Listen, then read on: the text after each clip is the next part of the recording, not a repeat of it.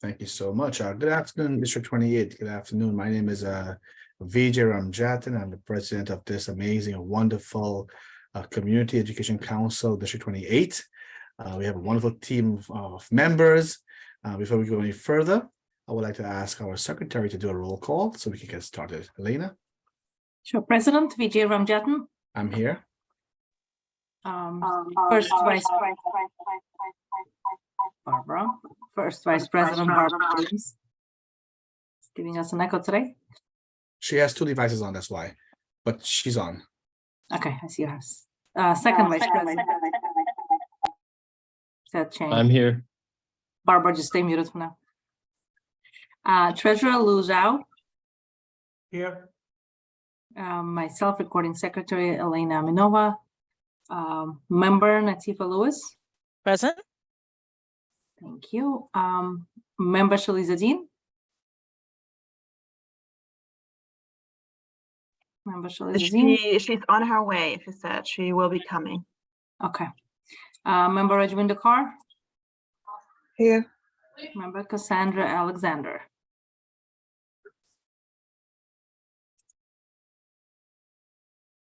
Member Cassandra Alexander. I don't see her, right? No, I didn't receive any emails either. Member Simone Dornbach. Yeah. All right, and are we counting Adriana Alicia yet or not yet, Vijay? Not yet. Okay, we're done. So back to you. Well, thank you so much, Secretary Elena Minova. So once again, my name is Vijay Ramjatan. I'm the CEC president of this amazing council here. And CEC stands for Community Education Council. This is a body of elected parents that represents your parents, your voices, your concerns in partnership with, and I remember I said in partnership, right? We're not against our district. We are in partnership with them. We're in partnership with our schools. We're in partnership with our principals. We're in partnership with everyone in the schools to bring and to make sure your children and my children have the best experience in schools in District 28. So we are your partners here tonight, and we are here with the amazing CEC team. All of them here has been serving selflessly for the past 2 years. As we are winding down to this term, and we'll start a new term next year, we thank all the council members for their wonderful work that they've been doing their amazing selfless work in this community. We are grateful. To all the principals who are on, we would greatly appreciate if you could put the word principal before your name, so we can know who you are. Also, we love to see faces. Like, we miss you all. Like, before the pandemic, we would see you there. It becomes a little lonely when I watch myself behind in the sky. They're back there. We love if you are able to and you are willing to put your camera on. We would love to see your faces. We are one community. We are this community. We are each other. So if you are able to do so, we would love to see that. Please. Also, my report tonight, my dear friends, it's happening. This past Wednesday, there was a second class size meeting, class size matters meeting. There's Venus' face. There you go, Venus. You see, she put her face on. There you go, camera, her face on. She put her camera on. That's what I meant. Yeah, we had our second class size matters meeting this past Wednesday, where almost Ron Britt, there's your camera. Thank you, Ron, who is also a part of that committee. And as part of my report, I would love to invite Ron to just give a quick feedback on because he's also part of the Class Size Matters working group. But before we do so, Ron, I would like to ask our member, Natifa Lewis, to please make a quick announcement about the chat feature for this meeting. Natifa? Okay, good evening, everyone. As usual, we will keep our chat enabled because we want to get to your community feedback. We ask you to be mindful of the way you communicate in there, because we do reserve the right, if you become disrespectful or so forth, to disable it. We will be also taking public comment at a later part of the meeting. If you would like to speak, you need to type the word speak in the chat. Type the word speak, don't type anything else besides that, and you will be added to the list in the order that we receive your names. The speaker list will remain open until about 8 p.m. So please, if you do want to speak later, please consider putting your name early rather than later. Thank you. Thank you so much, Natif. And also too, so that goes for all representatives, right? From any electeds or any officials from any office, please do put your name down there. That's where we can accommodate you. And we would love to hear from you, from your offices who are here, everyone who wants to speak or bring greetings. Please put your name down. So yeah, as part of my report going forward, I will always want to be including Ron, or if Effie's ever present, because we are the ones from Queens who are part of the working group as parent leaders. So, and Ron, we're going to take 1 minute each just to bring a quick update, a quick little something to the community, and we do so, okay? So Ron, go for it. All right, great. Can you hear me clearly? Clearly. All right, greetings everybody, and greetings from the Jamaica NAACP branch. So a couple of things. There's over 40 members in that working group. 61. Yes, thank you. 61 members in the working group. There are a lot of alliances that are being formed, as you would expect, and everyone wants to speak and share their opinions. And in the hour and a half that we have together, it's very difficult to hear from everyone and keep the meeting an hour and a half. So that's been a challenge that we're going to work through as we move forward. From a Queens perspective, we're looking at this. One of the things that is a concern to a lot of us is the fact that the DOE, New York City Public Schools have parodied the notion that, we will be okay in the first year, in the second year, because every year they have to meet the mandate of compliance of at least 20% of schools are in compliance citywide. And they've often said that they're fine for year 1, year 2, and possibly year 3. But we know some of the major challenges that lie ahead of us are making sure we have enough teachers. So you need to get teachers in the pipeline now. In certain parts of this borough, we know there's overcrowding. And in certain parts of this borough, we know there is space and seats available. So trying to work out what that looks like. There's also the question of equity that is now being thrown around, and particularly how these things will impact either low income students, high economic need students and families, and other families. So that's that's just a gist of it. So it's a lot of work that lies ahead of us. Thank you so much. And just be prepared whenever we have our meeting every month. If you're available, we can all share our little feedback to the community because we are part of the working group. This past meeting, they brought up a whole bunch of stuff about what's the current status of the schools. How many kids do we have enrolled? How many teachers do we have enrolled right now? And where we need to be at to accommodate the class size mandates, right? And they gave the deadlines about how the trajectory of what needs to happen by when. Right. And by the end of 2028 school year, am I correct, Ron? Right. That is when the full plan should be fulfilled in 5 years. And also funding is based on the third year of this process. If we don't have the whole process in place or we're not meeting the goals, by the third year, the funding will be checked. They have to put a plan in place how to remedy this is the problem. And then the funding will continue on to come to the city. Like we said, the class size matters working group. It's a lot of people. 2 chairs were elected this past week, right? 2 chairs, the co-chairs for the committee was elected. We were all part of that process. And everyone is just scrambling right now with all the ideas. But I feel like there's a place where we just listen to the facts.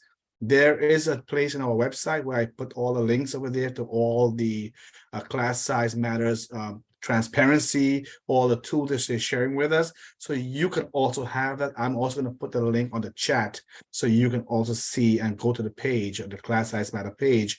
And Ron, if you have, you can share it also on the chat there. So families can go ahead and look and see your own. We promise to bring you back whatever we know and take your feedback. What I will say, the last thing about the class size matters option, a big question that came up is about the Blue Book. Which version of the Blue Book are they using right now to determine the projected space that's needed? And there's a big bunch of issues about, well, how can you use last year's but not the current year? But and also that affects our district too, the influx of the migrant families who are coming in right now. Are we taking those numbers into consideration now? And what is that going to look like in the future if it increases for class size and to maintain what is required for us to have?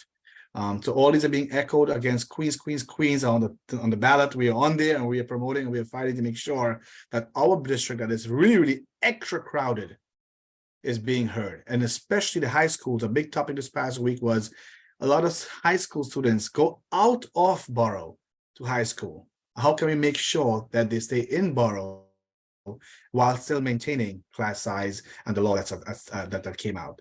So we'll bring more information. We are planning right now today's date. Today, the CEC will select a date in our business meeting, and we are hosting a class size matters town hall. I'm going to get folks from the DOE to come down who are part of that working group in the leadership.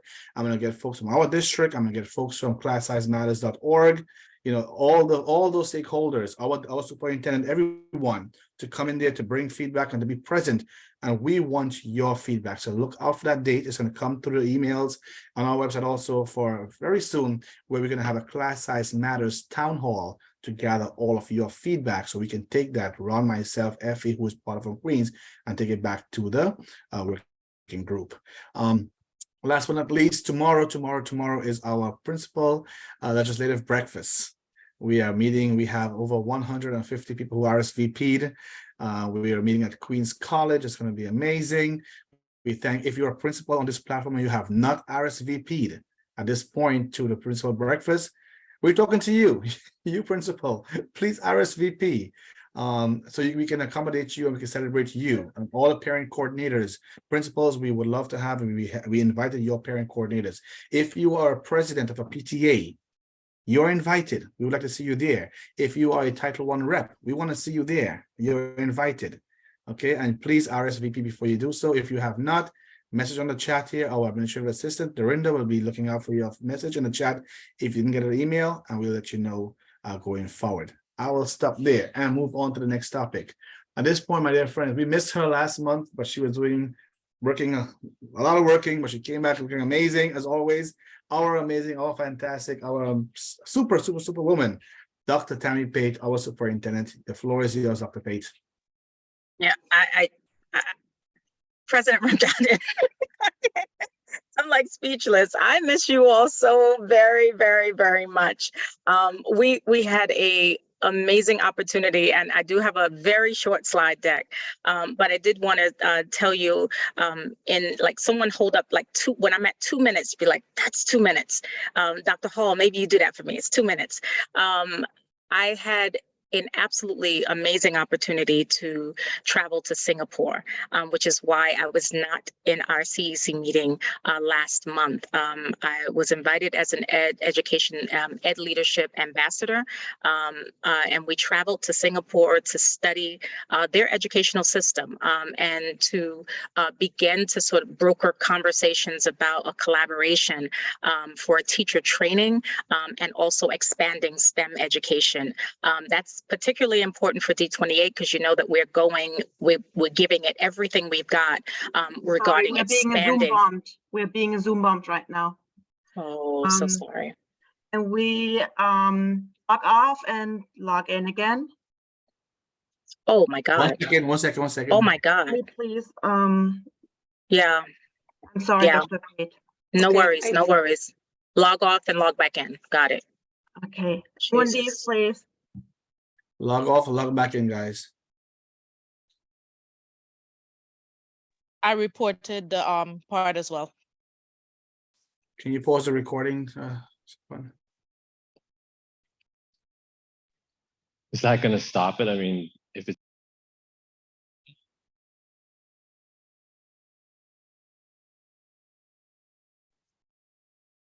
Oh, there we are. All right, I'll rename myself. Oh, that was terrible. I'm so sorry that we had to experience that. I thought the trolls had their fun already. It feels a little like you're still doing this. Jeez. so sorry, everyone, that any of us had to have that experience, and I really hope that no children saw that. Yeah, so that was the purpose of that trip. We had an opportunity to meet with the ministers of education there, and there is just, they have such a comprehensive structure. And really like a one-line mission around why they educate.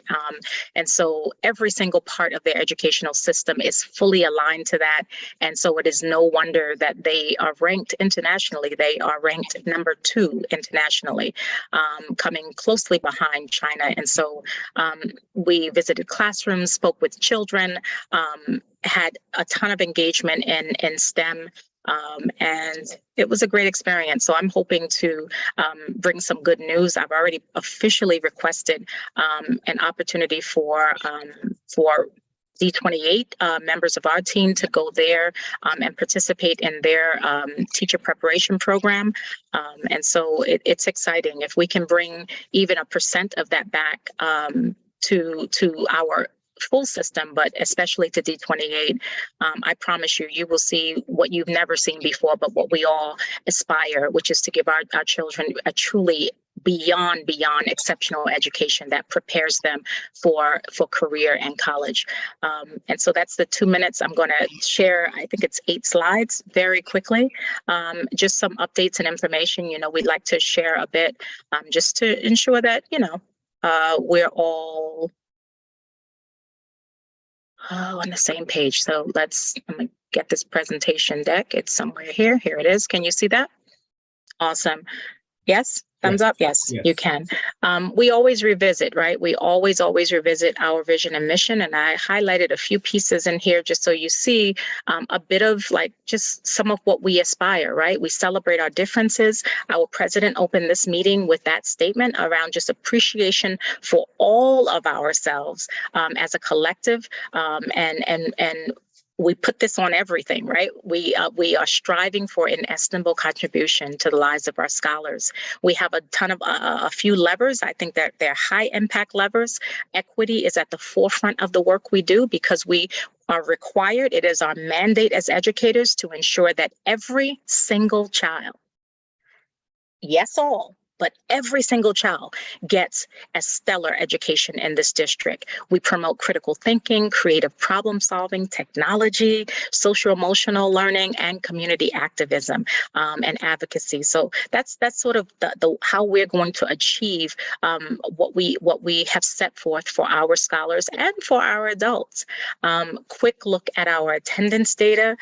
Improving the district attendance requires every single one of us partnering together. I know that I continue to talk about attendance, but I have to continue to talk about attendance because we have to ensure that our scholars are in school learning. If they are not in school learning, they are missing valuable opportunity. And that becomes another learning loss, right? Like we dealt with that during the pandemic. And thankfully, we are still in this pandemic. Well, we've gotten to a point where we can kind of have our regular lives back. We want our scholars in school every single day. So that we can, one, educate them, improve our overall district data. And, you know, it's an important piece. I know that you're going to talk about, I see faces in the room, you're going to talk about elections, but I did want to share this short statement from our chancellor, who has encouraged us to share widely that elections are ongoing. They will end on May 9th. So please, D28, let's get out and get the vote. There's a quick look at our candidates on this screen. And we have a lot of our known folk and some new. So please get out and vote. Our summer rising locations. Again, you'll have this deck. It will be shared in CEC, or you can take a quick screenshot. These are our summer locations, our summer rising locations. The building code in some cases is different from the school itself. So I put both of those side by side. And I just want to be sure that, I'm sorry, one of our principals is calling. And so that you see that there's the The PIC is the principal in charge, and then there's an AP site supervisor, and then these are the schools that are affiliated with the main school that is in the second column. So the second column is where the program will take place. The schools listed on the far right are the schools that are affiliated into that building. So quick. I just want to make sure that you have that. I know you have it already, but we're just going to continue to share that with our families. Core curriculum. Bruce Sihel, our district U of T rep, is also in this room, and he probably will speak about this, but I want to just say just widely and publicly, like, we had a very, very tight turnaround time with which we had to decide on core curriculum. In a previous meeting, a prior meeting with our U of T consultation, we created a plan for discovery. We were going to do some intervisitation. We were going to split the work, divide the work, and really have conversations around the strongest option and jointly make a decision. But we had to move quickly. And so I did a deep dive into all three. My team did a deep dive into the three possible offerings. And ultimately, we went with HMH. And primarily, we have middle schools are with expeditionary learning. And that is a strong curriculum. However, it lacked a lot of the early learning support. So we could not go with expeditionary learning. Although it's a strong curriculum, it does sort of have gaps when it comes to our earliest learners. And you know that the majority of our district are elementary schools. So we could not move with them. And Wit and Wisdom, we actually don't have any schools who utilize Wit and Wisdom. There's a very, very small percent of schools across New York City DOE. I asked many of my superintendent colleagues, and many of them also had no knowledge of Wit and Wisdom. So we did some discovery. Dr. Hall also attended workshops, and at the end, we had to make the decision, and we went with HMH into reading. We are going to reconvene. Thank you, Bruce, for extending the U of T headquarters in Queens to us in order to have this meeting. So on May 26th, we're going to have a collaborative session with HMH liaisons from our curriculum and instruction division. And I dare say you are welcome to also be in the room if there is room. Bruce will give us more information about the logistics for the space. And at that time, we're meeting together so that principals and teacher leaders can work together to plan the phased rollout of this curriculum for our district. Curriculum is a sticky subject. It is a difficult thing to engage. And this was not an easy decision to make. I had to have a lot of tough conversations with some of our schools who have gone with particular curricula for a very long time and have built a muscle around that. But this is a decision made from our chancellor, and we must align to it, and we are going to align with it. But we are going to do it the D28 way, which is as a collaborative conversation and planning. We were able to get some funds. We got from the state, we were able to win just over $20,000 for professional learning. And I've got a promissory note in my hand from another source that they will support us in offering and convening teacher leaders and principals in June and July, so that we can really have some great planning time in order to ensure that our teachers are ready to go in September. And that planning will be ongoing for the school year. So we're going to do this right. We're going to ensure that everyone is ready to proceed, and that's the intent. So you'll hear more, and I just wanted to leave that note with you about core curriculum. I do want to shout out. Our borough president did it again. Donovan Richards has fully funded for PS 354, the Jermaine L. Green STEM Institute of Queens, fully funded a gym renovation and a brand new STEM center. So coming to you soon, probably next year, you will be able to visit those locations. Visit PS 354 and experience them learning, and also to see our scholars enjoy a fully renovated gymnasium. We are so excited about that. And Donovan, Borough President, we really thank you for your absolutely unending support of our schools. I was in a room, he invited me to be a part of this big check You know, it was triples, I don't know what the denominator is, but it was a lot of zeros behind the $1 million mark. And so he has dedicated really just an amazing amount of support to our district and to our schools, as have our electeds. And we'll have that conversation together tomorrow. And we have some good asks for them. So we're looking forward to that time tomorrow. And finally, join me in congratulating our newly appointed principals. They have been serving diligently throughout the school year. Patricia Hanley of PS 54Q, the Hillside School, and Michelle Cespedes at PS 312, the Jamaica Children's Magnet School for Innovative Leadership and Civic Activism. We congratulate you in this milestone and let the work continue. And finally, contacting the district office. You know where we are. And if you don't, there it is. That's our phone number, our email address, and then our key point people, Sonia Huerta, who is on this call, and Natalie Jackson. You can reach out to them and you know, let's be in communication. And so that is the end of my presentation. Listen, if you're not proud of me, I'm proud of me. Look how fast that was, right? I think Singapore did it, you know, Singapore. I'm excited. So just wanted to share some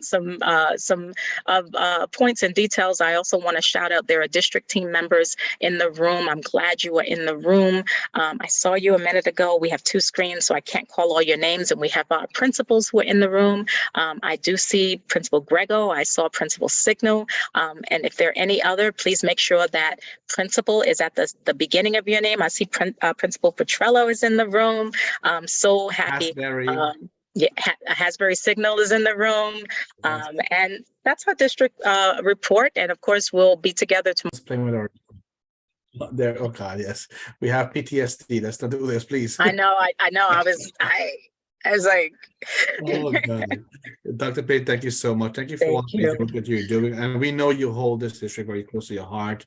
And you know, folks, if you don't know this, I always remember Dr. Pate the first time when she was interviewing for this position in this district here, and I was on the other side of the table, and her passion that we saw from day one. Then the first month the pandemic hit, and then the rest is history, right? I mean, but we got the 100% from day one. And when we interviewed Dr. Pate for this district, we knew we had the best candidate because she serves with her heart, and that's what matters, right? You gotta serve it with heart, and that we feel that, we know that, Dr. Pate, and you got us behind you, cheering you on, and we know we're doing this together. Thank you so much. Thank you so much. All the principals who are here, it makes a huge difference when you are here. I want to echo that. We never used to have a lot of principals.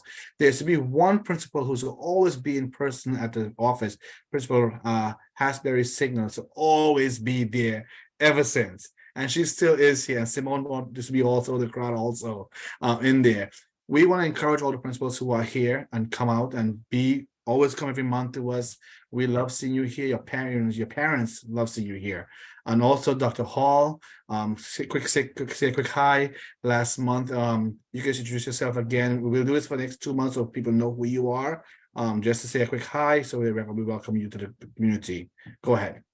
Just saying a quick hello to all of the wonderful D28 leaders in the room. Once again, I consider everyone on this call a leader. You're here advocating for your child and the children across our district. It's a joy and it's an honor to serve alongside you in District 28.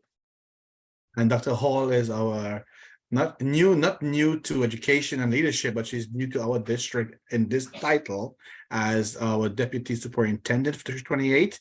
And we welcome her with open arms. And we have some really fierce leaders here, man. I tell you, we're in it to win it. We're going far. We're going places. Dr. Hall, welcome. And this is a home here and a family here too. Sonia Rueda, you are here with us also. She's our district family leadership coordinator, and she is no stranger to you. Sonia, a few words from you. Go ahead. Sure. Good evening, everyone. Just real quick. What I want to say is summarized in the chat. We put our District 28 website there, so you'll be able to see our community events, our upcoming district parent leadership, family workshops. I'm so used to saying parent leaders, but our family workshops in collaboration with the district and the CEC. I also have the Dial a Teacher workshops that are coming up. So we have a lot of exciting things in May. As always, this is May, this is election.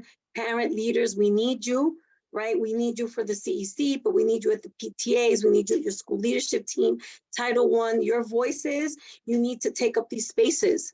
So please, we want to hear from you, and I have all the information in the chat for the website and for my contact information. And thank you as always. It's always a pleasure to be here with you. And thank you so much for your wonderful work and years of service to this community and for serving my heart. We thank you And for VJ, I that. have to say thank you to all the parent coordinators that are here. We did a session today where they actually received information on the curriculum and how they're going to be able to support families. So we're all excited in this united work. Thank you. Thank you. Latifa? Yes, I'm sorry. I think I have good news because I reached out to BB based on Adriana's part, and she said that they actually did reach up. The mailman brought it up a little while ago, so she's actually good to be fully engaged. Wow, I was not going to announce that, so let's rename her. You know, you have a renaming ceremony. So, folks, for those who thank you, Latifa. So, can you please make Adriana co-host, and she will be lovely pink Done. sweater just for today because we're doing the ribbon ceremony today for her. So last month we voted, and we voted to have Adriana Alicia, who is no stranger to the community. She's a D28 President's Council president, but also now she's a member of CEC28. Adriana, please say a quick hi to the community. And now you are officially a member of CEC28, and you're a co-panelist, and you are on board. Please say hi. Go for it. Hi, everyone. Please, you can give applause, a heart, a welcome, whatever you want. Let's make people feel welcome. You know, it's always good. Hi, everyone. I'm so glad that she got it today. She was supposed to get it yesterday, maybe even Tuesday. But she has it, and that's all that matters. Thank you, everyone, for having me and for trusting me. And I look forward to the work and to seeing all of your beautiful faces tomorrow. Yay. Well, welcome. I'm glad that we were able to do this live in vivo, right? Literally. Welcome. So if we vote today, if on anything you have a space to vote, there you go. Your voice matters. All of your voice matters. So folks, moving right along, we want to welcome. Okay, so if anyone see that thing on top that says a red cloud thing, recording, and it's 2 dots, a pause thing, only us should be doing that because we do share this recording with the public after. So we want to make sure we have every word there. So don't pause it, please, please, please. Just in case you're not sure if you're doing that. Moving along, we have from the York College STEM program presentation, and one of our council members saw, and she's like, the whole community needs to see this. Like, this was really, really good. And we are so honored and delighted to have an amazing person in our community, Dr. Finio, who will be presenting today on the York College STEP program. Go for it. Hi, everybody. Thank you very much for having me. And as Baji said, that I'm talking today about the York College STEP program. Is it possible for me to share my screen? Yes, ma'am. Okay.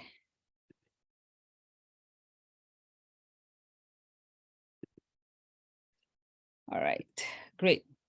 So let me put this in presentation. So these are some of our students that we have in the program, and I just want to show you guys some of the people who are participating. And here we have our admin assistant, Christopher, one of our co-directors, Effie Korku, Titima, and of course, that's me there as the director for the program. So STEP, so what we are trying to do with STEP is to increase underrepresented students in STEM. So that would include Black, Brown students and those who are economically disadvantaged. So if you do not fall into the Black, Brown, or Native American group for underrepresentation in STEM, then you must be economically disadvantaged. And the aim is to see students straight into a college science program. And we have several activities that we do. We have research-related activities. We have cybersecurity training, programming, math tutoring classes, and different types of programs that we offer to the students. All right, so In addition to being Black, Brown, or Native American, you must be in 7th to 12th grade, be a resident of New York State for a minimum of 12 months. And I already told you about the underrepresented group. And in terms of income, this varies for the household.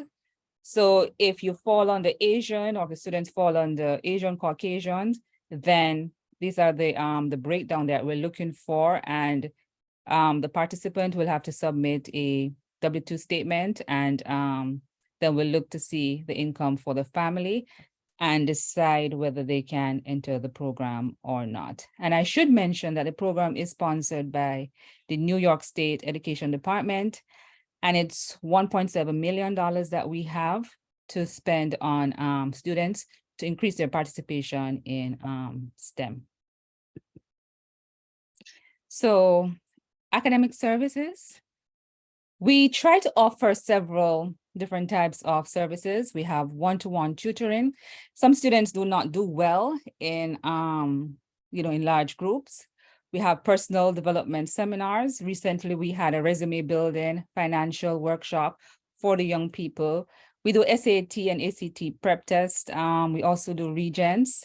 We also have refunds for students who they may have paid for the SAT or any of those sort of tests. We can refund the students. Coding courses, college credit opportunities via College Now program, where we offer cybersecurity, introduction to computer science, and computer application in business. We have 2 research programs. We have a summer research program that runs for 8 weeks, and a spring research program that also runs for 8 weeks. And we pay the students $1,000 for participating in the program, the research program, and they work with one of our college professors. This is here, we also do financial services. We give away school supplies for up to a year. I spoke about the tests reimbursement. We do give away laptop, Chromebooks, several scholarships. In addition to the research giveaway of $1,000, we give away scholarships, and we're giving away food vouchers to people who may need it. We have several field trips, and this crazy picture here, it's me at the Museum of Illusion. And on Sunday, we're taking the students to Spicescape. We've taken students to Museum of Mathematics, several of any sort of STEM related museums. We either visit them virtually. We have visited programs in South Africa, in Sweden virtually. Basically all over the world. We have had partnership with Amazon, with Google, where their engineers have spoken to our students. So we have a number of field trips, whether virtual or in person, that students can engage with. So how much does STEP cost? It absolutely costs you nothing. In fact, we mostly give away stuff.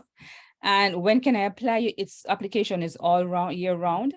And you just have to go to the STEP website and see the different programs that are available and that are coming up, and you register. Once you register, you are a member for life, and you just continue participating in the program. We have weekly newsletter that goes out to tell you a notification of what we're offering, different courses, different events that are coming up. So it's pretty simple. Once you have done it, we don't require you to do anything else but to sign up for any activity that the students may require. And this is our contact for the STEM Your College program. So if you're interested, this is the email, and this is manned by Christopher, and he will respond to you as soon as we see your email, or as soon as somebody register for the program. I think I'll stop sharing, and let me know if you have any questions. Thank you so much. We'll take the questions at the end of the next presentation. So if you guys hang around for a little bit, and then we'll take all the questions specifically on that. We'll have Vanessa, I saw your hand, but we'll take comments and questions at the end. So if you want to speak about anything, you guys put your names, you know the rules, you know the thing. Let's speak in the chat, and we'll call on your name at that point in time, please. So we move right along, my dear friends. We have our next presentation tonight. It's going to be done by Cecilia, and she is from the FACE, and she will be talking about the elections that's happening right now for CECs, etc. Cecilia, your turn. Hi, everyone. Good evening. Thank you so much for having me. 28, like I've been in touch since the application period. So I'm excited to see that some of you are voting. And I'm here. Is it okay if I share my PowerPoint? Yeah, you can share. Go ahead. Okay, great. I will go through it pretty quickly because I know I have limited time. I want to be respectful of your meeting and the time that I have been allowed. Why I went to this slide. Sorry, let me go back to the beginning. So basically the purpose of this presentation is for everyone to have everything that you need to know to be able to vote. All right, and now I'm gonna pull my notes. So, all right. So basically, you are all here, so you're very familiar what education councils do. They're very important, and parent voice is important. And whoever is elected affect education is here, like that it's a collaborative, hopefully, relationship with the district office, and it seems like you do have a great superintendent that's encouraging parents to be part of these decisions. So if you haven't done that, please make sure that you do vote. It affects all our children. I'm saying all our children because I'm a parent as well. I'm in District 26, also in Queens. Next, the Education Council. It used to be that only 3 parents voted a couple of years ago, but now every single parent that has a student in the system gets to vote. So, and both parents vote. So make sure that if your spouse, if you have one, wants to vote, both of you do it through your own NICSA account. Let's see. This slide shows all the districts that we, all the councils that we have. We have 32, one for each district, citywide councils. One is for high school students, one for English language, one is for special education, and one is for D75 programs, students that are enrolled in those programs. So if your child is enrolled in one of these programs, you to vote in more than one. You'll be eligible to vote in more than one council, and each ballot has 3 votes. So in each ballot that you have, you'll be able to vote for 3 candidates. This shows the composition. I don't want to go over it. This is a very tedious slide. It's basically composition of each council. A couple of members are appointed by the board, but most are elected. And everyone has to go through the same process. Even current members have to be re-elected if they want to continue to be council members. Everyone has to go through the same process every 2 years. So in last year,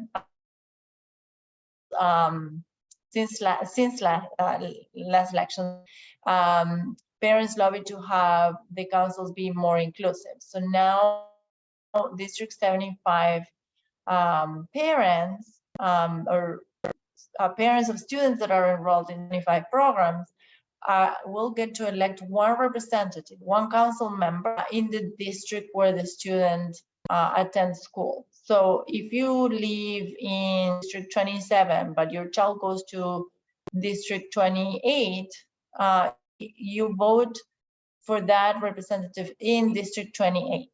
And on top of being able to elect that council member of a student in District 75 programs, you would also be eligible to vote for the citywide District 75 Council and the Special Education Council. And I will explain that pretty well. This is the slide. So, for example, like on the left, you see this family has 2 children, and student driven. So each student gets ballots, or the parent ballots. So Nia's daughter is a 4th grader, and she has an AP so she's in a program of District 75. So her mom will be voting in that for that seat, as well as the 2 citywide councils, and each votes 3 candidates you can vote for. Her son, she'll have 3 votes, 1 ballot, because he's in schools. The student on the right is an ELL student, so I vote in his district, which is 14, and in the citywide council of English language learners. I hope that is clear. It is complex, but I think that image helps to understand, and I will be here to answer any questions at the end if you have any. The DOE is using the NICSA. So your NICSA account, when you log in, and I'll show you some slides that will show the steps, is where you go and vote. And this is because NICSA is the only place that determine eligibility, because it is student driven. In NICSA you can do other things like look at your students' attendance, their programs, in one. So you'll go to NICSA, to mystudent.nyc, and then if English is not your preferred language, your main language, then you can go and set your language preference. Then you change the language, and NICSA will ask you to log off, like to sign out of your browser. You have to sign in again in order for the language preferences to be reflected. And it can be, then you'll sign back in with your username and password. Once you're in NICSA, you'll go to one of these tiles, the bottom right, that says vote for CEC. You will be able to see the council. This is exactly one's eligible for these many councils. But anyway, so you'll click start, and you will be able to see all the candidates. Make sure that you go all the way to the bottom, because I think they are in alphabetical order, and we tend to vote for the first few that we see. Make sure you give everyone a chance. This is an example of a ballot where the maximum votes, the maximum of elected three votes, and that's it. You'll be done. So if you don't choose 3 candidates in your ballot, you choose 1 or 2, and you click submit, it will be you cannot go back. So make sure that you do choose the 3 candidates if that's what you want to do. Here is the confirmation, and that's it. Reasons why you should vote. I already mentioned this, but I can't emphasize enough how your voice matters. You are choosing the people that will make important decisions that will affect all the students and their education in District 28. If you would like to see the profiles, and I can put this in the chat, candidate profiles and the forum that candidates for CEC28 had. They and talk about what's important to them. And again, if you don't have a NICSA account, you can ask your parent coordinator to give you the creation code, and it's not too late. Once you have the creation code and the OSIS number, which is the number of your students that you should have in the report, or your parent coordinator can give you that as well. So with those 2 numbers, you log in NICSA. If you're a candidate, you can also vote for yourself, of course. This is the end. I hope I went fast enough, and I didn't take more time than what I should have. Thank you all so much for your involvement. You're here, you're showing up, so that means that you are all involved. Thank you so much. I'll put a couple of links in the chat, the candidate profiles and the candidate forum, as well as our email address.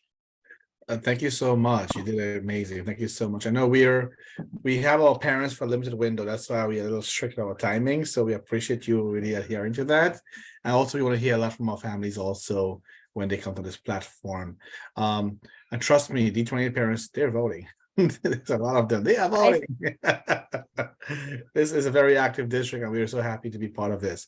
Thank you so much. I'm going to take questions. Again, if you want to speak, you want to ask a question about this process or any questions to any of the panelists so far, please put the word speak. If you have a question for a superintendent, you can also put your name to speak down there or comment to make. You are more welcome to do so. This is your platform, so feel free to do so. At this point in time, we'll move along to our council member reports and updates. So I'll go right ahead really quickly. I can share my screen. There it is. I want to bring your attention to this screen here really quickly. This is the New York City working group website. I shared this site on the chat, so feel free to look at that. And if you go on there, you will see it has everything like what it's about. It's going to have the working group information, and also it has the working group member list. So all those who were selected to be part of the working group list. We also have our very own Venus Ketchum is also part of this group also, who is, here's her name right there. She's also part of the working group members. And so we're all here. It's Effie from Queens, myself, Venus, Ron, Britt. So you can also look at this at your own convenience, but that's where you'll find that. If you go back, can I go back? Let's see here. Go back, no, right here. There it is. Now, very important for you, for the community, is this. After every meeting, they will post the minutes. And what's more important for you to know is the meeting materials. These are the slides that they shared to all the working members during the meeting. And then there was robust questions and discussions. So, one of the ones that was really important the last time when the first meeting we had was when they talked about, the law itself, what it means and what needs to happen. And then this page here, what needs to happen by each year. By first year, 20% of classes must comply with the caps. By year 5, 100% of the classes should be comply with the requirements of the new law. And then this is here is what the new law asks for currently right now. Kindergartners right now are in classes of 25 students. With the new law, there should be no more than 20 students in there. Grades 1 to 3. Right now, and grades 4 to 5, there's classes that have kids up to 32 kids in a class. With the new law, 20 and 23 once it's applied. 6 to 8 middle schools right now is 30. And Title I schools, 33. And with the new law, no more than 23. And then in high schools, 9 to 12, 34 is what the cap is right now. No more than 25 should be when this law goes into effect. For none, so classes like arts and physical education, for example, right now they can have up to 50 students. With the new cap, no more than 40 students will be in either of those classes.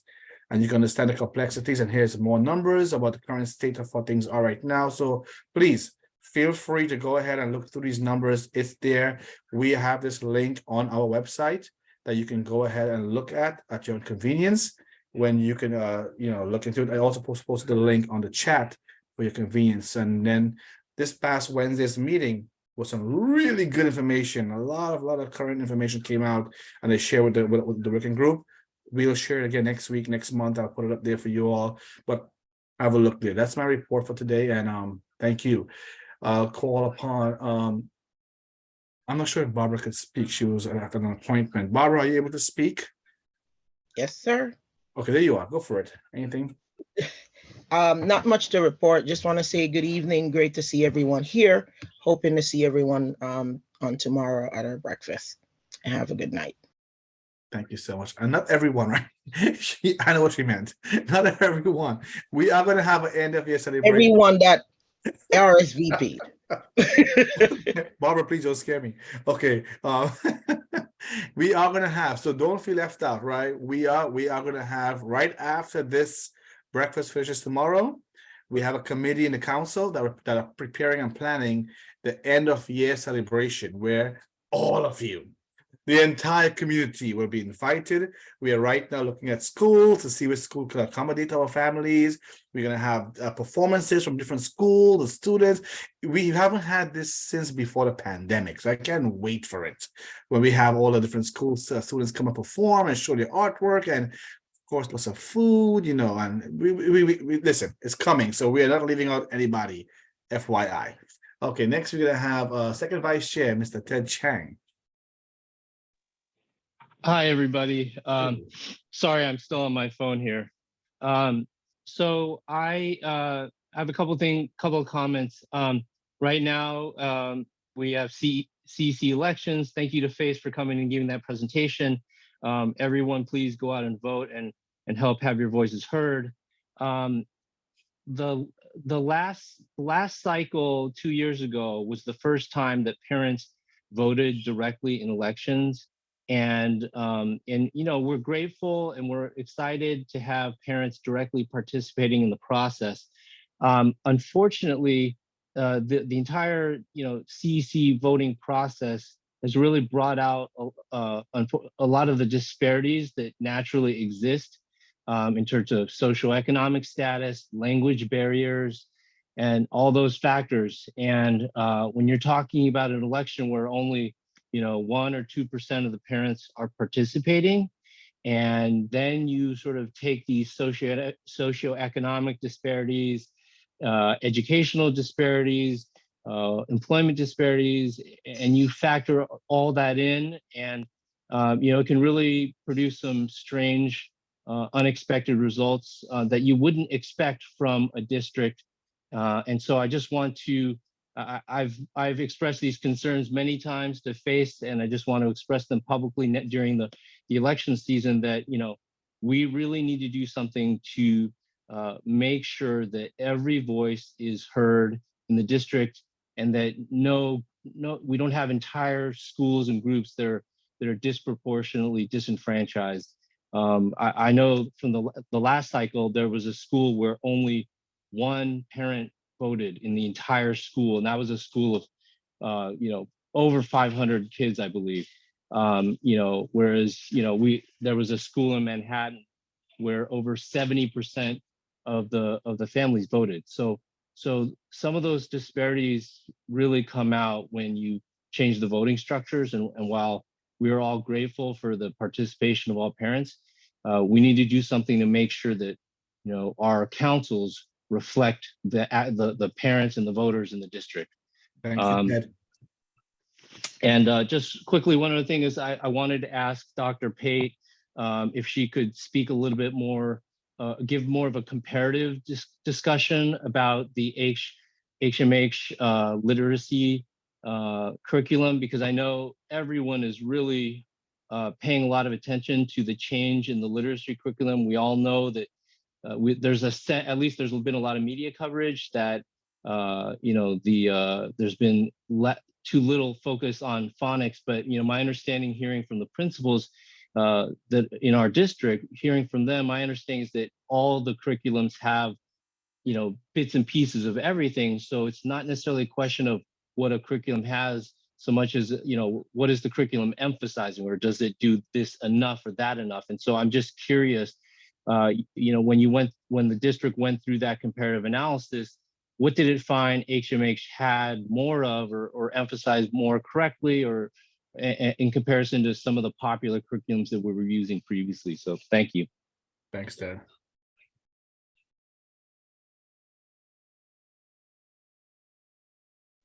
Dr. Pate, would you reach out to Ted separately, or did you want to speak here, or?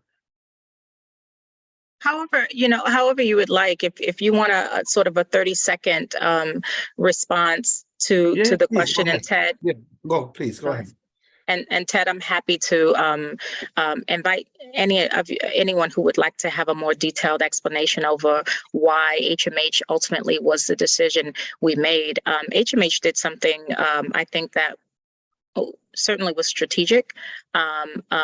that is not also present in other curricula. It is an absolute treasure trove of resources.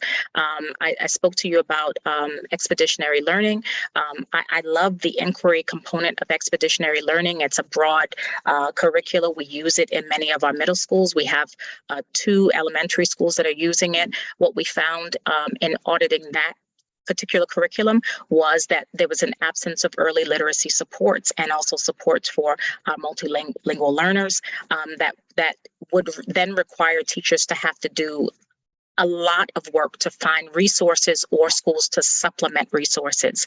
Wit and Wisdom, it was difficult for us to find a reference point. And Dr. Hall, she attended the inquiry. So if you want to say a couple of words about Wit and Wisdom, you're certainly welcome to do so. But if I couldn't find like testimonials for the curriculum that was currently in use, it was difficult for me to say that's a viable option for our schools. We have about 12 to 14 of our schools that are currently using HMH into reading. So it's not a brand new curriculum. That's approximately half of our elementary schools are currently using HMH into reading. And again, upon our audit, no curriculum is perfect. And HMH is not perfect. And we have been working as a district to ensure that we push on them to improve. One of our principals took a deep dive into their texts that are provided and found some miscues with leveling of their texts. And so we immediately addressed the HMH and they are revising that offering. So we did find them and do find them to be responsive when we have questions. And also, again, it's a treasure trove. So that will, it's a mitigating piece where our teachers are not struggling every day to find a leveled literacy component. Not all students, obviously, all students in a classroom are at the same level. What teachers have to do is effectively plan for 2, 3, sometimes 4 levels of literacy in a classroom. We needed a curriculum that will support them in doing that, and HMH provides that for us. So we can go, Ted, I'm happy to have offline with you, or even to have a deeper conversation with our team in this space or any other space. But that was the sort of a big nuggets around why HMH was selected ultimately. Remember that there were only 3 choices available to us for core curriculum, and that was one of them. Super helpful, Dr. Pei. Thank you. Absolutely. Dr. Thank Hall, you. was there anything you want to, thank you, Dr. Pei. Dr. Hall, was there anything you want to add? Couldn't find the unmute. So the only thing I would add is, Ted, you mentioned early literacy. And one of the things that we discussed at a district team meeting with our curriculum point at the central office was that schools would still use Hegarty and foundations to support the early childhood literacy that our students need. So that's a component of HMH. And Bruce and I, we talked about this at the consultation this week, that's a piece that's that we believe that HMH could have a stronger offering around. So to supplement that, teachers in K and 1 would use Hegarty and foundations to support early literacy in the classrooms. Thank you so much. Just to have equity of voice, we want to make sure we move on so we get all the other council members and we don't have everyone else waiting. Next, we have Recording Secretary Elena Amenova.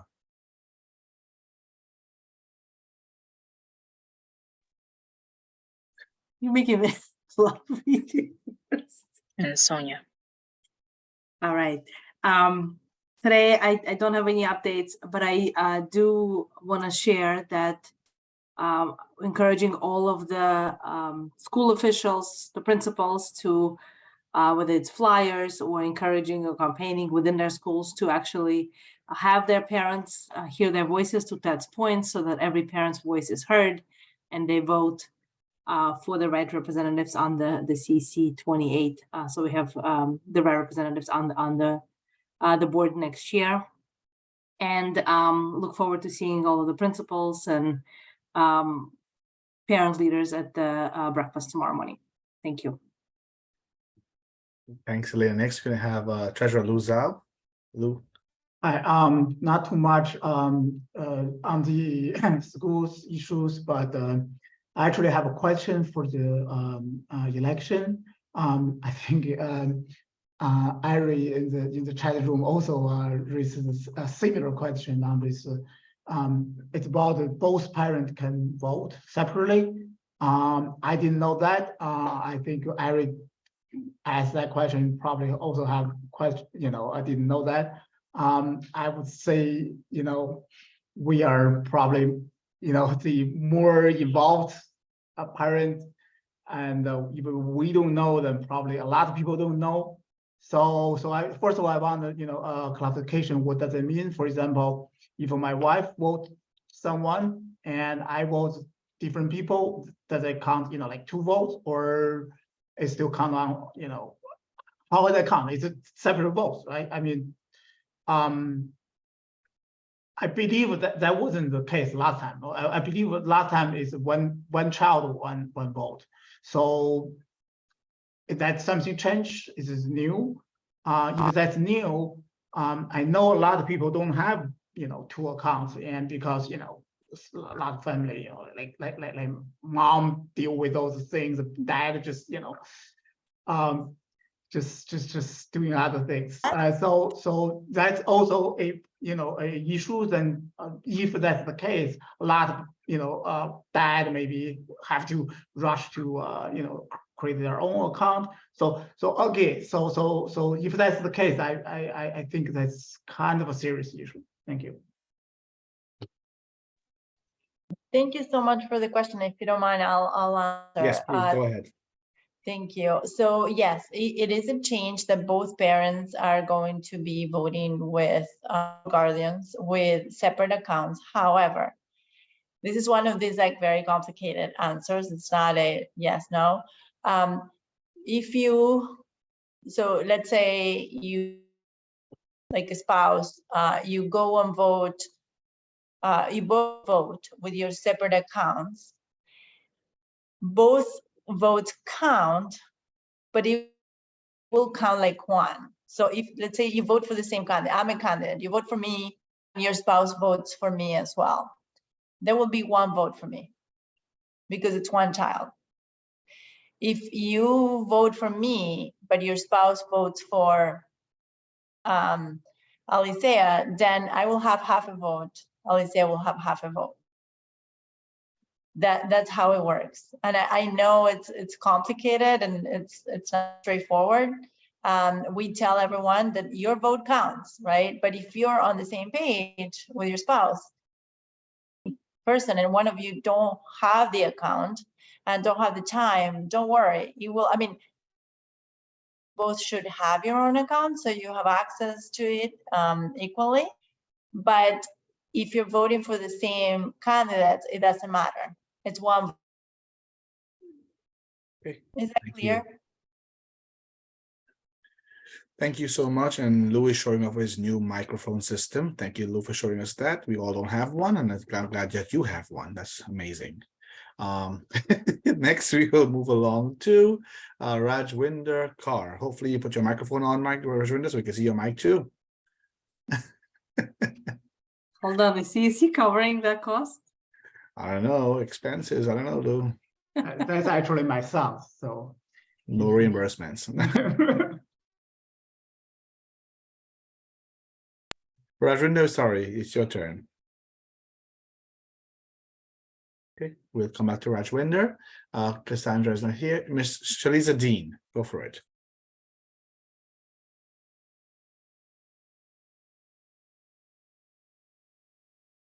Rajwinder should be able to unmute herself now. And Shaliza as well. Go ahead, Rajwinder. Well, I guess both of them. Okay. Hi, thank you. DJing, I don't know what's happening back here, but I like it. Good afternoon. Something is happening. The recording has stopped. This meeting is being recorded. Okay. Go for it. Go ahead, Shaliza. I encourage parents to go out and vote last year, but it was an amazing 2 years with you guys in many different aspects, and I will be jumping on to see time and again. No middle school kids but I will check in and I will encourage my people to vote. All right. Good night. Thank you, Shaliza. Thank you so much. And even though it was Ramadan, you still joined the meeting, and we acknowledge and we thank you so much. Rajwinda, go for it. You should be able to unmute now. Yes, good evening. I know it's lots going on. Anyways, nothing to report, but very excited to see everyone tomorrow morning. We'll have a breakfast tomorrow. Thank you. Excellent. I'm so happy we were excited. That's amazing. Next, we're going to be having Miss Natifa Lewis. Okay, good evening, everyone. As far as my report, so piggybacking off of what a lot of the other members were saying, I was taking a look at the numbers for the NICSA accounts for the district, and there's a lot of disparity. So we have some schools such as 196, which is at 99%. Battled against, I think like PS 82, who is only about 30-something%. The bulk of the schools are somewhere in the middle, in the 40s to 50s to 60s. You know, there's some in the 80s and whatnot. So I'm just asking that all of the, whether you're a parent or a principal, a parent coordinator, whatever it is, to just please encourage families to come out. It's important for us in the CEC right now until next week. But besides that, there's just so much other that they're not getting by not being in there. So I'm just encouraging us to have that campaign. I personally reached out to all of my liaison schools, encouraging them to do that, and they responded. And I've also in the schools that I'm a part of. In addition to that, I have also continued to get some concerns from families of 8th graders who did not have high school offers. You know, hopefully some of those are getting resolved. They've been able to be added to wait lists by reaching out directly to different high school principals and so forth. So I don't know if from a district perspective, if there's any numbers in terms of what percentage of our district 8th graders did get their parts. I know middle schools just came out, so I don't know how the numbers look there. But those were some of the concerns that were coming to me from parents. In addition, also the construction around the district continues. It's a non-ending nightmare. I know it was maybe about a month ago, or it was like maybe a little over a month ago when there was an incident on Jamaica Avenue, you know, that caused a lot of transportation issues for like maybe 2 hours. It was a Wednesday afternoon. In my case, it was lucky that my kids had the early day, and so they were already home. But I knew a lot of people who couldn't get to their kids for multiple hours or so forth. So I am emphasizing again, if there's somewhere that a conversation can be brought to the district to ensure that a lot of the construction in particular, just as how they only close the actual bridges and highways and stuff like that, you know, in the between 10 a.m. and 8 p.m. or at 8 a.m. or whatever it is, that similarly between 7 and 9 a.m. that they should not be blocking roads. They should not be cutting off routes that school buses and so forth take. It's a hazard because people try to be the light. Kids are crossing, they're getting caught in the middle and so forth. So it's a safety issue.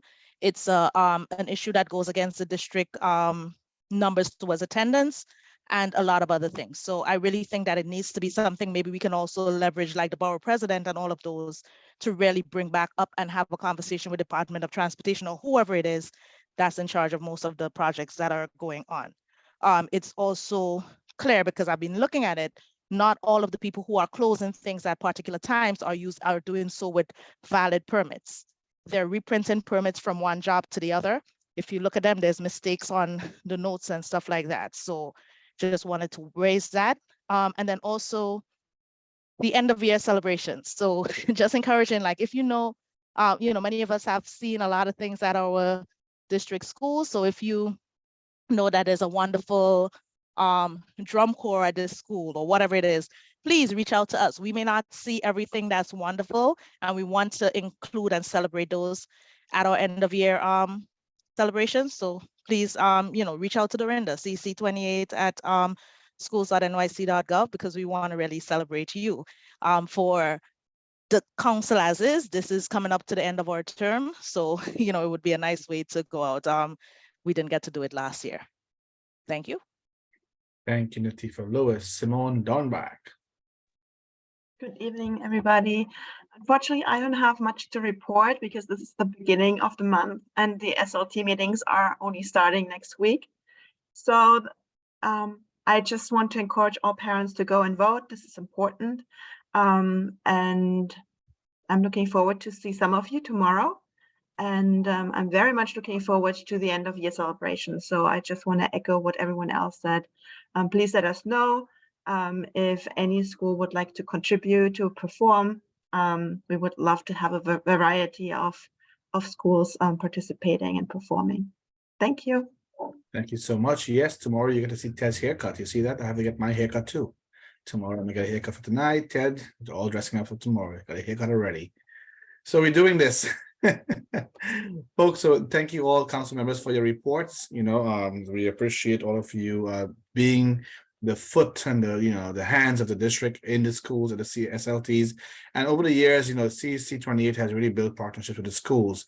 And we're not there as this, vigilante or this person to, well, hey, this is what you're doing wrong, but we did to help and to really bridge this parent leadership gap. And we're doing a great job. And all of you, each of us are doing an amazing job with this in the district. And we have set the standard very high. And I thank you all for your reports also. So we're going to go to the public comments now. So we'll have, each of you have 3 minutes. Simone, can you please do a time check for me, please? If that's okay with you. We give each person 3 minutes. And this is the order we're going to be going. It's Bruce Zihal, then Vanessa Sparks, Jessica Zillow, Ari Feldman, and then Venus Ketchum. So we'll first start with Bruce Zihal. And Bruce, please introduce yourself as also.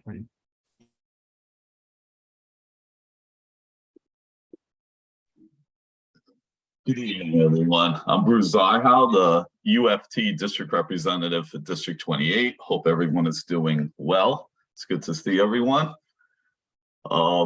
Couple of updates on the UFT end. As Dr. Pate mentioned, the Queens UFT office is providing space for a district-wide professional development and planning session regarding the new HMH curriculum, which is being phased into our district as of next school year. The UFT is looking forward to collaborating with Dr. Pate and the entire district office.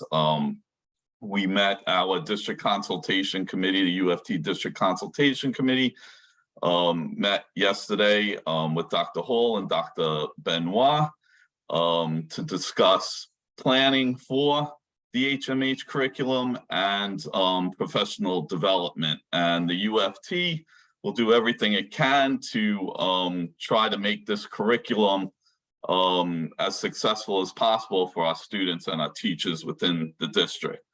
So on the 26th, there will be a district-wide planning session where principals and teachers from all of our schools within the district will meet, and we'll be discussing moving forward with this particular curriculum during the next school year.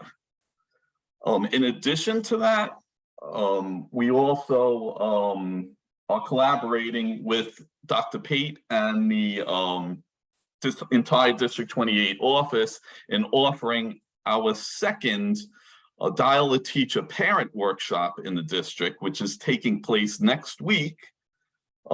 This workshop is entitled Reducing Summer Knowledge Loss, and the workshop will provide parents with activities that they can do with their children during the summer to keep them academically engaged while their children still have time to take a break and have a vacation. And we're offering this workshop to all parents, all elementary and middle school parents. It's a live workshop, and it's taking place at 3 schools next week. on May 9th at PS 354, on May 10th at JHS 190, and on May 11th at PS 117. Each night it's at 6 p.m. Parents from all over the district can attend any one of those sessions, whichever they choose. And I'd like to end off by congratulating Adriana again on being a part of our CEC. I think that's very exciting news. And I'd like to thank VJ and Ron again for being on that Class Size Matters team, because that is so important to our district. Thank you very much. Thank you, Bruce. You know, Simone is on it. You know, she's gesturing. Wrap it up. Wrap it up. We've trained, you know, we train them well here. We train them on time constraints. Adriana, welcome. You'll be taxed next month to do timing. Okay. Vanessa Sparks. VJ, point of order. Yes. I don't think Adriana got a chance to speak when we went through the member reports. Oh, of course. Yes. I don't. Yes. Yes, thank you. Adriana, go for it. I'm not sure you have anything to report, but you can make comments and questions. I don't. I have a question. I actually have two questions for Celia. Try to get used to you, here. I don't know if she's still. Yes, she is still. Hi, Cecilia, I have two quick questions for you, if you don't mind. If you do mind and or are busy and or are done talking for the day because it's 8 o'clock, I can just email these to you. Is she still? Let's see if she's still here. Hold on. I see that she's still logged in, but that doesn't mean she's still here. Cecilia, are you still there? I am. She responded in the chat. Go ahead. I couldn't unmute or start my video, but I'm here. I can. Oh, there we go. Okay. Yes. Okay. So my first question is, can you explain the email that was sent out by FACE to some of the candidates, especially the candidates in our district, in District 28, regarding endorsements and like how we're supposed to be handling that? I think it would be very helpful just for us to have a clear understanding of what we are allowed to do and what we're not allowed to do. Lower that, please. Thank you. So the best way of knowing what you're allowed, what you're not allowed to do is in the frequently asked questions on the website. Okay. Is there anything in particular? And I'm sorry, we are so many in our teams. I probably was not copied in that email. That's okay. Yeah. So as you know, there are many larger groups that endorse candidates this run, right? One of them being PLACE, and the other major one is Kids Pack NYC. So the folks who were endorsed by Kids Pack NYC all received an email thinly threatening them with disqualification or other formal action if they accepted the endorsement, or if they there was another part of it that was in there. And by accept, it was liking, retweeting, quote tweeting, all of these things. And one, I don't think that that's constitutional. I'm pretty sure that that's a First Amendment violation. And two, how is it that we're then supposed to operate? Because if we're just liking a tweet that is a positive thing, do we need to then just stay away from that part of social media when we're being told also to campaign on social media? So it's very confusing, and I want to make sure that we're all on the same page. And the second question is, can you clarify the voting? Is it if it's a two-parent household, let's say, and both vote for the same person, it's one vote, or is it half a vote if they vote for different people? It's half a vote. Thank you. Okay, wonderful. Mm-hmm. Yeah, so to your previous question though, because every situation is really very different, I will have to see, the tweet, and I don't want to give you the wrong information, but I will be more than happy to connect with you and respond to, either send it to CC or whoever you think would be appropriate, so they can, spread the answer. I like to bring that to legal because again, I don't know the situation, the particular situation, and why that was sent. And you said that it was sent by face, correct? Yes, it was sent by face, and legal, NYC DOE legal is already aware. Okay. I just I was hoping to have clarification here because it's, I understand. it's incredibly unfair and also very close to violating the First Amendment. But I will connect with you by email. That way you can see everything contextually. Thank you. You're Thank welcome. you. And thank you for your question. We'll definitely follow up. Thanks, Adriana. Next, we have Vanessa Sparks.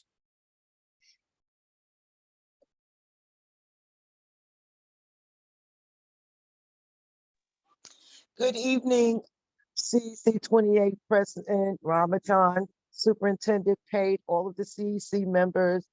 My name is Vanessa Sparks, member of Community Board 12 Education Committee. I send you greetings from the Community Board 12 Education Committee Chair LaToya LeGrand, as well as Community Board Chair, the Reverend Carlene Thorbs. I just want to say, happy May to the CEC28. We are looking forward to seeing all of you tomorrow morning. And I do want to just make this recommendation for the upcoming school year.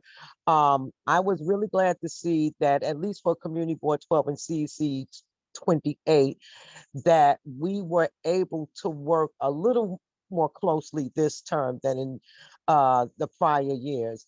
And I would love if there would be a member of CEC28 that would sort of serve as a liaison to not just Community Board 12, but any other community boards that fall into the encatchment of CEC28.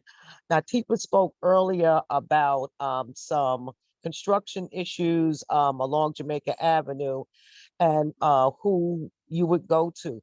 Well, you would definitely come to the community board for that.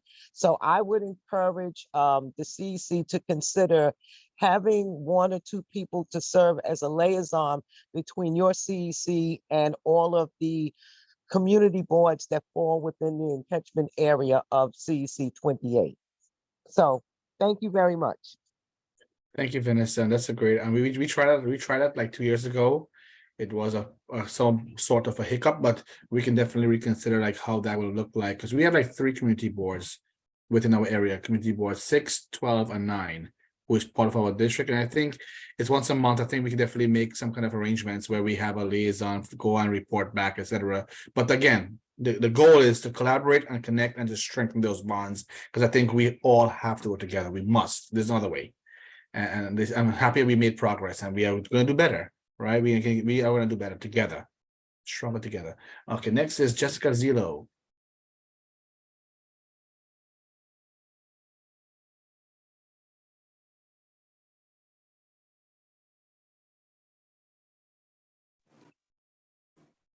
Jessica. Hi, sorry, it took me a minute. It's nice to see everybody again. And so I know we're approaching the end of the school year. I can't turn on my video that's been disabled, but in response to what was just spoken about at Mel's, we do have a tree that is falling onto the property, but nobody wants to take ownership of it.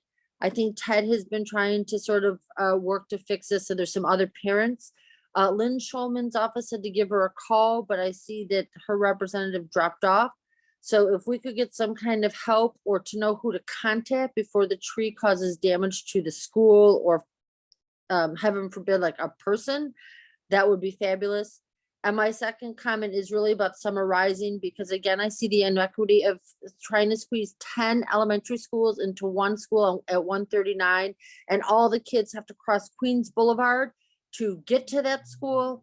I also recommend, because we talked about space, for those that are on the class size matters, take a drive down Queens Boulevard, see what the borough president has approved, not only for our district, but into Woodhaven as well. The 3 large apartment buildings going across, that are now built across the street from 220. 220 cannot accommodate any more children. They finally got a new bathroom, so kudos to them, because that was for participatory budgeting, and they're going to get some new water fountains. But when I asked the borough president, the SCA, they said that those kids would go to 196 or 206 because they now have additions. So again, we still are facing very big space constraints.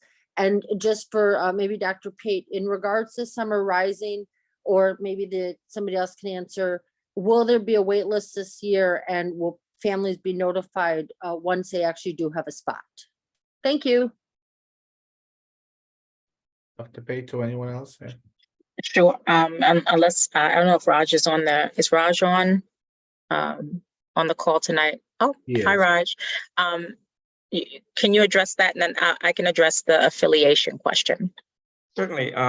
So the window has opened, and I think we have a few weeks left until, I think it's May 17th that the window closes.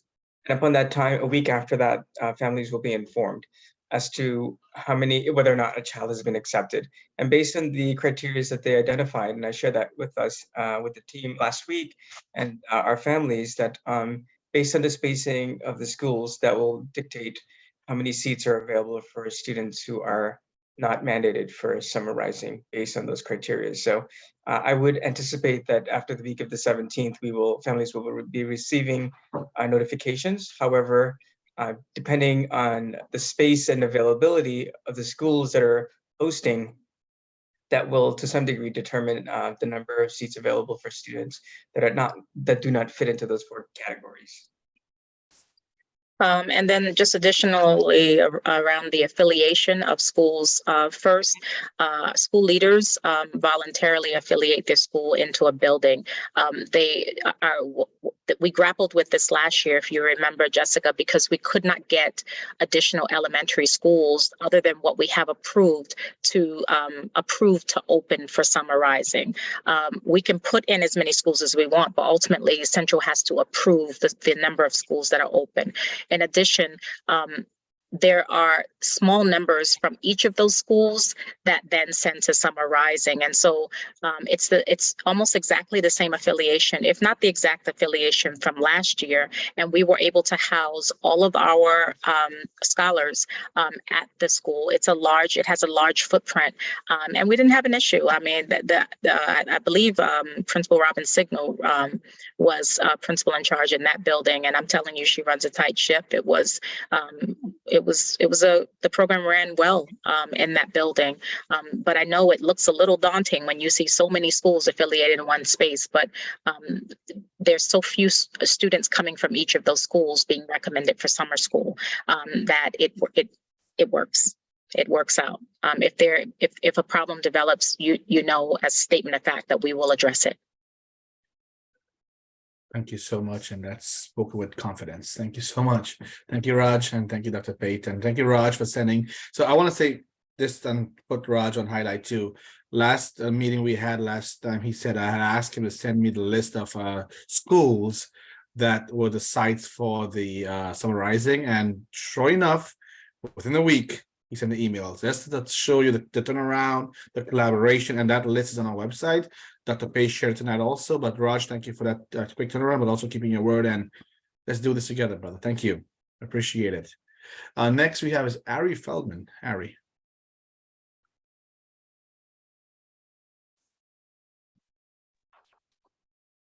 Thank you. All right, it took me a second to be able to unmute. Thanks, VJ. First I want to say thank you, Lou, for raising up that question that I had in the chat. I really appreciate it. And Adriana for getting clarification. I do have one additional question, which is kind of along the lines of Adriana's question. I've heard a number of current CEC members who had decided that they weren't going to campaign or to promote anybody, endorse anybody. And I've also seen other folks who are endorsing people because I think there's some confusion over the language around current CEC members endorsing. So I'm curious, is the rule that CEC members are not allowed to endorse at all, or just that they're not allowed to say that they are a CEC member when they are endorsing, right? Is it like, what does it mean to like use your title? Is it like no endorsements at all, et cetera? So that's one question. And then the other thing I just wanted to say to everyone, I posted in the chat, we had a CEC candidate forum on Monday night. We were so lucky to have a number of people come out. So our president, Vijay Ramjatan, was there. We also had other folks who are currently on the CEC, Natifa, Simone, Ted, Adriana, and I think, and we also had Sophie de France, and we had Gurumurti Kalyanaram, who also joined us. So we had a nice bunch, and the link is in the chat. If you didn't have a chance to see it, go watch it. And definitely, I'll be another person to say, go vote if you haven't voted already. Thank you so much, Ari. And do you want to respond to that question from Ari?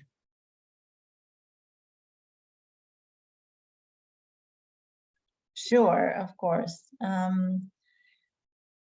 They are, so candidates are allowed to be endorsed. They just cannot be endorsed by any political organizations.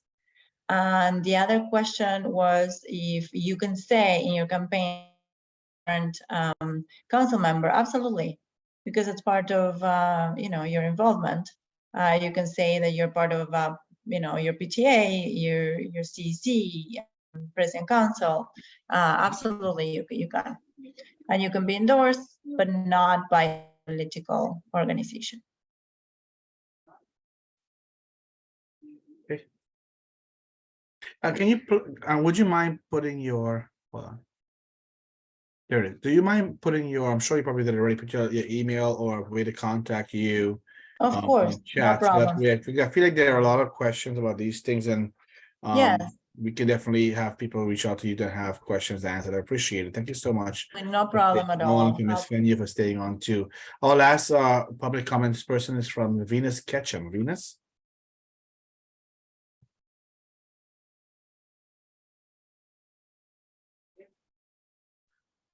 Good evening. Can you hear me? Loud and clear. Good. I'm in Brooklyn. Yay. my son is in a mentoring program, and they have a parent component, so I'm here participating in that. And I'm dating my business to get outside this bad reception here. Again, hi, I'm Venus Ketchum, community education activist, community affair leader in education throughout. Oh, I want my part to be recorded. Thank you. Put it back to recording.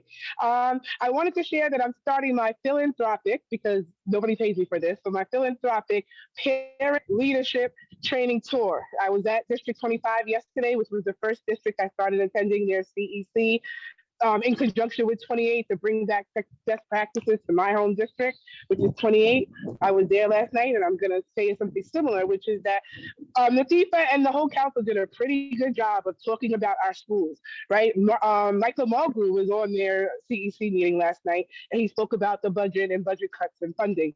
And we need to know specifics of what's happening at our schools. Updates is what's happening at our schools. I want to hear about MS-72 every month. I was at a show in Rockdale Community Center, and they had a marching band and they had a majorette team. So I would love to hear about the arts at MS-72, what's happening at IS-8, what's happening at PS-60.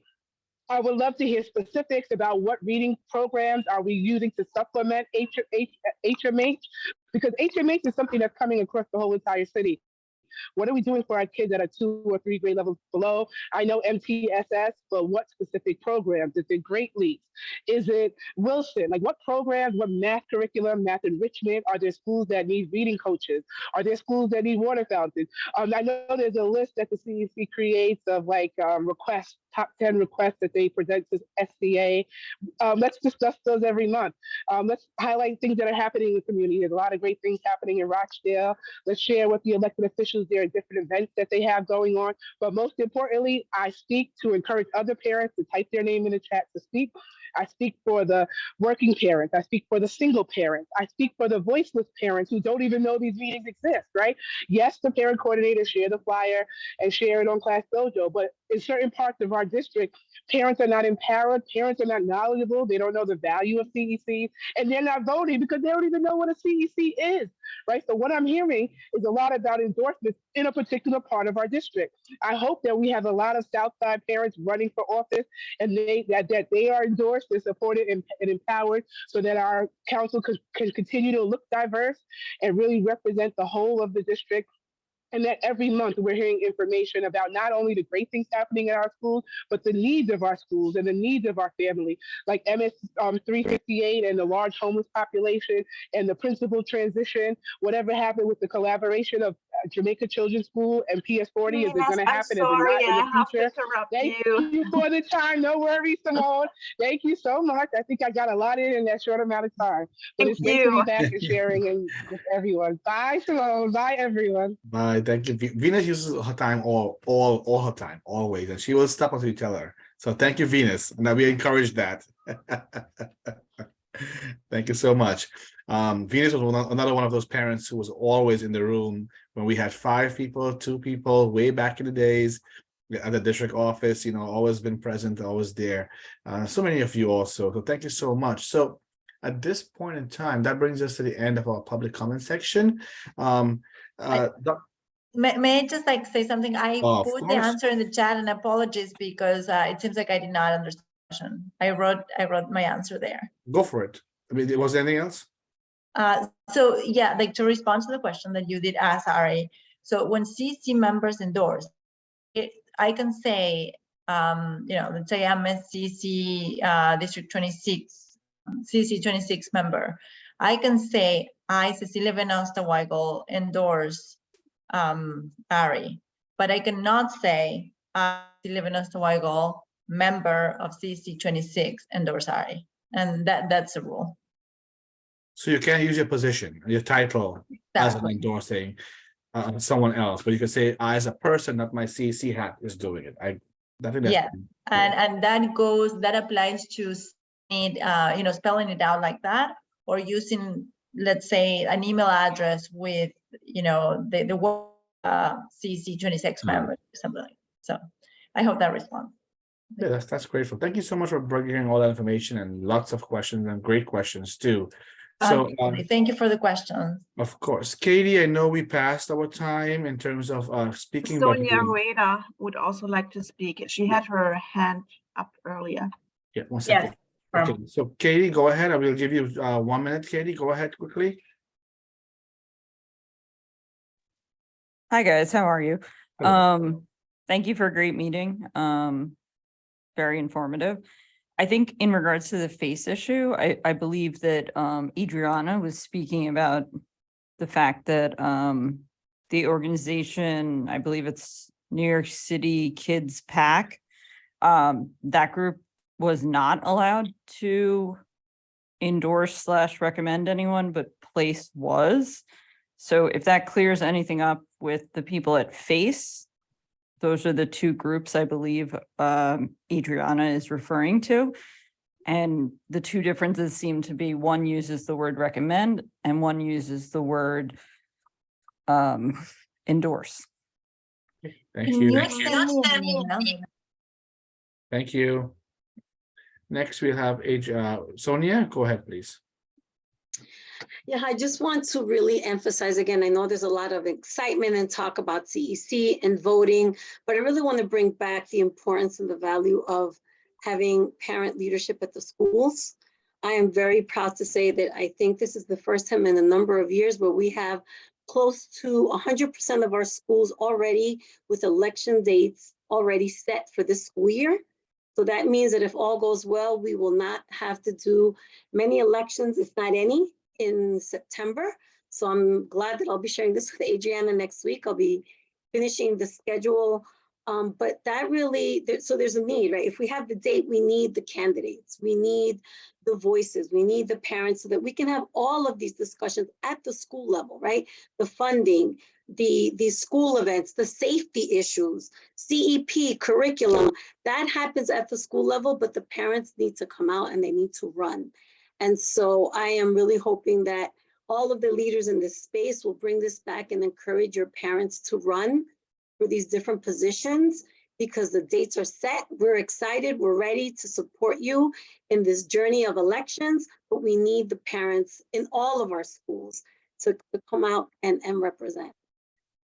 Thank you so much, Sonia. And it's amazing that, you know, a couple of years ago, we never had all this excitement about elections and parents about campaigning and all that stuff. So I think it's a win-win. It's amazing to see running for a position on the CEC or President's Council. It's an amazing thing. It's great. We're in good health. And I think we CEC members, we created that platform. We created that atmosphere, get with our district and everyone else. Dr. Pate, any last words? Okay.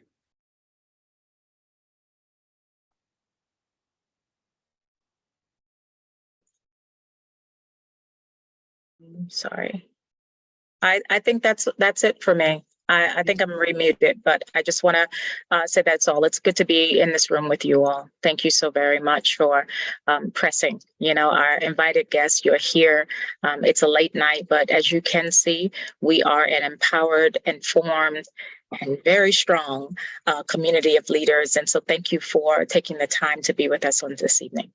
Excellent. And my dear friends, with that being said, we're going to be having our May 2023 business meeting right after this meeting here, same link. So if you want to stay on for that part, the public is welcome to watch us discuss the council's business, but you will not be able to speak or make any comments, but you're more than welcome to be a part of that. Same link here. It's now 8:27 p.m. So we'll meet for our business meeting like around, I'll say 8:40 would be a good time. So that will give us enough time to have a little break in between. And for everyone else, the time now is 8:28 and this meeting is adjourned. Thank you all. Can we please allow everyone to unmute? Thank you. We see a whole bunch of parent coordinators tonight on the meeting. Parent coordinators, thank you. See you tomorrow morning.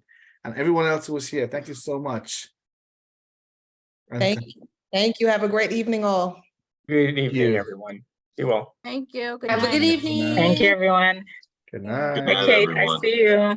Principal Happy Greco, I Mother's see you. Day. Bye. Hi, Principal Katan Brown, Principal Sandusky.